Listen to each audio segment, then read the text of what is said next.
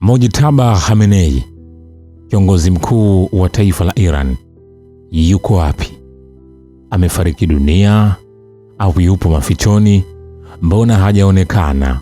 Na taarifa nyingi zinazotolewa juu yake ni taarifa ambazo zimerekodiwa, sio za live, sio za moja kwa moja. Yuko wapi kwa sasa? Na kama anajificha, anaiogopa Marekani au anaogopa kuuawa na Marekani? Haya ni maswali ambayo yamekuwa vichwani mwa watu wengi sana kuhusiana na kiongozi huyu mkuu wa Iran, Mojtaba Khamenei, mtoto wa Ayatollah Khamenei. Kwa sasa Mojtaba Khamenei hajajitokeza hadharani tangu kuuawa kwa baba yake Februari 28, na anaendelea kujificha kutokana na kile ambacho vyombo vya habari vya magharibi vinadai alipata majeraha katika shambulio la Marekani, shambulizi zaidi. Lakini ripoti zinaonyesha yupo chini ya ulinzi mkali kwenye eneo lisilojulikana, akiongoza shughuli za dola kwa njia za siri mno ambazo hata baadhi ya viongozi wa ngazi ya juu wa Iran hawafahamu.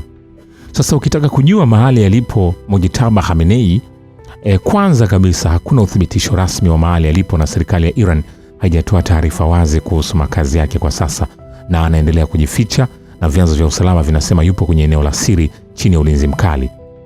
Lengo ni kuepuka mashambulizi ya Marekani na Israeli, na hapo alipo inaelezwa kwamba teknolojia wanayotumia ni analog, ambayo ni ngumu sana kuweza kukamatwa au kunaswa kwa namna yoyote.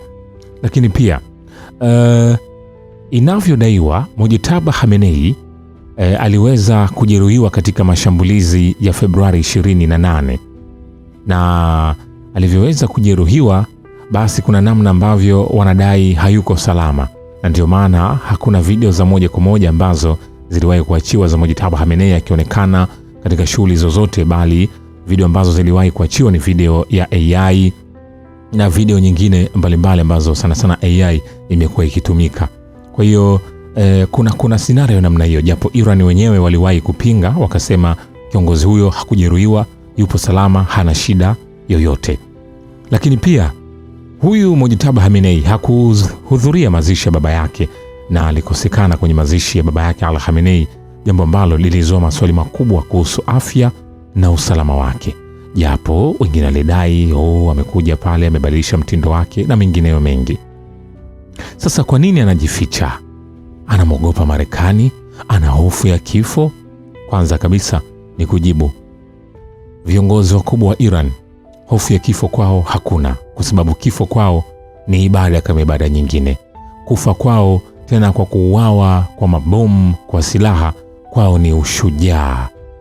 Sasa moja kabisa, ukitazama kwa nini Mojtaba Khamenei haonekani, moja inaelezwa kwamba ni mbinu alizobadilisha baada ya kugundua baba yake Ali Khamenei aliweza kuuawa sasa na Israeli, na akaelewa njia ambazo alitumia, basi yeye aliamua kufanya usalama wake uwe kipaumbele ili aweze kulisaidia taifa lake. Lakini pia ukirudi, kuna masuala mazima ya sababu za kisiasa na kiusalama. Kumbuka Iran inataka kupunguza uwezekano wa Marekani kutumia teknolojia za ufuatiliaji kumlenga tena. Kwa hiyo kuna mengi sana ambayo yanasababisha Mojtaba Khamenei kujificha, na ushahidi wa yeye kuendelea kuongoza taifa la Iran upo, na ni kupitia matamko mbalimbali ambayo yanatoka kupitia kwa rais wa taifa la Iran Masoud Pezeshkian, lakini pia na yeye mwenyewe. Taarifa ambazo zimekuwa zikitoka zinaonyesha basi moja kwa moja anaendelea kuongoza taifa hilo, na ofisi yake imetangaza ataonekana hadharani kwa mara ya kwanza katika kumbukumbu ya baba yake Julai 23, 2026, ingawa bado haijulikani kama ataonekana binafsi au kwa njia ya ujumbe au kwa njia gani. Hapo imekuwa kimya, lakini maadui wa Iran, Marekani na Israeli watakuwa chonjo kuweza kujua na kufanya mambo yao ya kijasusi zaidi, huku Iran ikijitahidi kuziba mianya yote ya taarifa hiyo kutovuja. Kwa hiyo kiujumla tu ukitazama tangu Februari 28, shambulio la Marekani na Israeli ambalo lilimuua Ali Khamenei, kiongozi wa juu wa Iran na baba wa Mojtaba Khamenei, basi ni moja matukio ambayo Mojtaba Khamenei hajaonekana. Ukija Machi 2026, serikali ya Iran ilipotangaza rasmi kwa Mojtaba ndiye mrithi wa baba yake, aliongoza taifa hilo kwa njia ya siri na kupitia ujumbe wa maandishi na sauti zilizorekodiwa hajaonekana. Ukija mwezi Aprili hajaonekana, licha kwamba kumekuwa na ripoti za usalama ambazo zinaeleza kwamba bado yupo salama na anaendelea kuongoza taifa hilo. Juni pia hajaonekana, Julai pia hajaonekana mpaka hapo Julai 23 inavyodaiwa kwamba ataweza kuonekana. Sasa vyombo vya habari vya magharibi vinasema Mujitaba alijibadilisha muonekano na kwenda kwenye msiba baba yake akiwa na muonekano tofauti, kwamba alinyoa ndevu, akuvaa kanzu yote, akapiga kofia yake ya kawaida, t-shirt na suruali nyeusi. Ziko picha ambazo zinaonekana. Sasa nikwambie, vyombo hivyo vya habari vya magharibi viliripoti madai hayo kwamba alijibadilisha muonekano ili kuhudhuria, na taarifa hizi hazijathibitishwa rasmi na serikali ya Iran, na hata vyombo vya habari vyenyewe vimeshindwa kuthibitisha moja kwa moja, bali vinajaribu kufananisha. Na haya yote yalitolewa na baadhi ya magazeti na televisheni za magharibi. Zilisema Mujitaba alitumia mfumo wa kujificha kwa kuvaa mavazi ya kidini, kuvua mavazi ya kidini na kubadilisha sura kwa msaada wa ulinzi wa IRGC ili kujitokeza kwa muda mfupi kwenye mazishi. Na ripoti hizo zilidai kwamba alionekana kwa umbali bila uthibitisho moja kwa moja na kwamba aliondoka haraka baada ya tukio, na wengine wakahusisha uvumi huo na hofu ya Iran kwamba kutokuwepo kwake kungeibua maswali makubwa kuhusu uthabiti wa uongozi wa Mujitaba Khamenei. Ila kama nilivyokueleza hapo awali kwamba serikali ya Iran haijathibitisha wala kukana madai hayo, lakini vyombo vya habari vyenyewe vya magharibi vimeshindwa kuthibitisha madai yao. Sasa kwa sasa pale Iran, Mujitaba Khamenei ndiye yupo nyuma ya mashambulizi yote ya Iran kwa asilimia ngapi? Ukitazama sasa hivi Iran, akili ambazo anazitumia kuanzia Februari 28 Ali Khamenei alipouawa, basi asilimia kubwa, asilimia 80 ni akili ya Mujitaba Khamenei ndio inatumika. Mujitaba Khamenei ndiye anayesimamia karibu mashambulizi yote ya Iran, hasa yanayohusiana na kulipiza kisasi dhidi ya Marekani na Israeli, na baadhi ya wachambuzi wanakadiria ushawishi wake ni mkubwa mno kwenye maamuzi ya kijeshi. Lakini pia ukitazama kwenye maamuzi ya mashariki ya Iran, washirika wake wanasisitiza kuwa maamuzi ni ya pamoja kupitia Baraza la Usalama wa Taifa na IRGC, lakini bado wanakiri kwamba Mujitaba ndiye mwenye neno la mwisho. Na kwa nini hakuna asilimia kamili? Ni kwa sababu Iran wao hawajatoa takwimu rasmi kuhusu mgawanyo wa maamuzi ya kijeshi, na kwa sababu tangu Februari 28 kumekuwa hakuna kutulia. Sasa Mujitaba Khamenei anaweza kumua Trump na kulipiza kisasi cha kifo cha baba yake, kwa sababu viongozi wake wa kijeshi wamekuwa wakizungumza juu ya hilo moja kwa moja. Kwa mtazamo wa usalama na kisiasa, Iran na Marekani wao wapo kwenye mvutano mkubwa sana baada ya kuuawa kwa Ali Khamenei, na Mujitaba Khamenei anaonekana na wachambuzi kama mtu ambaye anayesimamia mashambulizi ya kulipiza kisasi, lakini haya yameelekezwa zaidi kwenye maeneo ya kijeshi, miundombinu na washirika wa Marekani Mashariki ya Kati. Sasa kumshambulia rais wa Marekani Donald Trump inaweza kuwa ni kitendo cha moja kwa moja cha ugaidi wa kimataifa na kinaweza kusababisha vita kubwa zaidi. Ndio maana wachambuzi wengi wanasema Iran inajaribu kulenga malengo ya kijeshi na kiusalama badala ya viongozi wa kisiasa moja kwa moja. Kwa hiyo kitu kwamba Mujitaba Khamenei aweze kumua Trump kulipiza kisasi ikawa ni sahihi, lakini pia inaweza ikawa si sahihi kwa sababu ya hali halisi ya kuamsha vita vya kinchi na hata vita vya tatu vya dunia.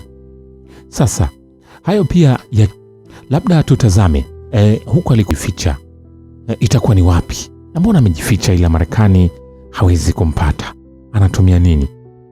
Kama nilivyokueleza hapo awali, wachambuzi wanazungumza mengi sana kwa Mujitaba Khamenei yupo kwenye eneo la siri ndani ya Iran chini ya ulinzi mkali wa IRGC ambalo ni jeshi la walinzi wa mapinduzi ya Kiislamu, lakini hakuna taarifa rasmi za serikali kuhusu mahali kamili alipo, na hii ni kwa maksudi ili Marekani na washirika wake wasiweze kumlenga moja kwa moja, na Marekani hawezi kumpata kwa sababu ya ulinzi wa ndani wa IRGC. Kama nilivyokuambia, wanatumia teknolojia ambayo sio rafiki kwa Marekani kuweza kuinasa.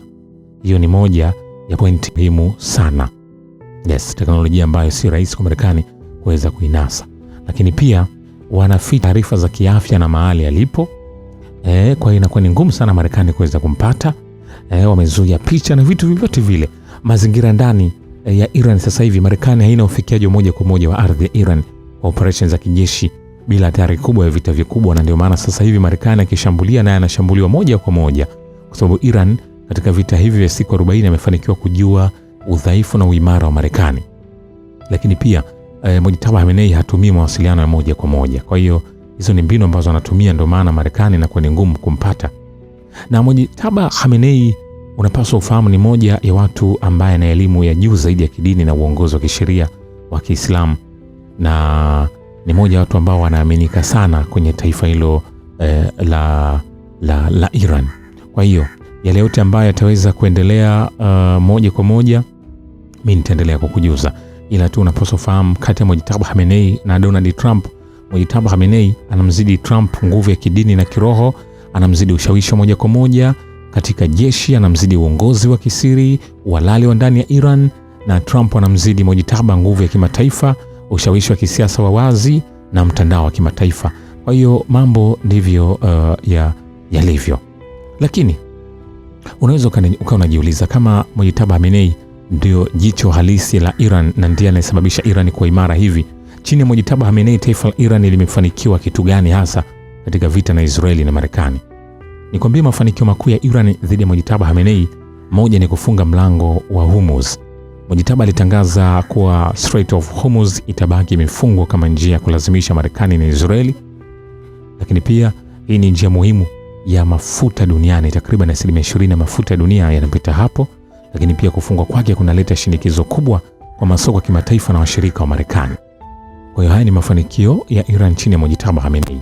Lakini pia ukitazama mashambulizi dhidi ya kambi za Marekani, Mojtaba alionya kuwa kambi zote za kijeshi za Marekani kwenye Ghuba zitashambuliwa, na mashambulizi kadhaa yameripotiwa dhidi ya vituo vya Marekani vilivyoko Iraq na Syria, na hii inalenga kuonyesha kuwa Iran bado inaweza kulipiza kisasi moja kwa moja. Njoo kwenye shinikizo kwa nchi za Kiarabu.